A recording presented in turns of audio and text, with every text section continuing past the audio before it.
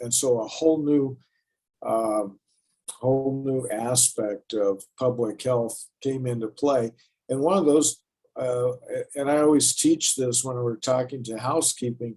In the old days, I say, housekeeping, it was important, but most of the outbreaks were being caused by food and water at that time. So we didn't have a lot of people either, but we didn't pay a lot of attention to housekeeping. But now, where the whole thing has switched, and now with all this person to person or person to object to other person sort of spread, now we have to pay particular attention to housekeeping and how they do their job, and what chemicals they use, how frequently they use them, and especially if we start to have, when in the 80s and even in the 90s, mid 90s especially, when we had a norovirus outbreak, a lot of times the way that we had to solve it was take a ship out of service.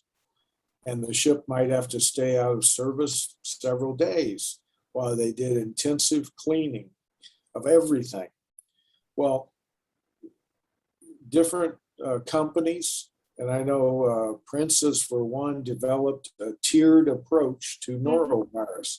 And of course, if you look at the manual today, that's what's recommended, and everyone now has an outbreak prevention and response plan that incorporates this tiered approach to cases of norovirus on the ship, or any disease actually. But this is based on that idea of increased concentration and increased frequency of use of norovirus killing chemical agents.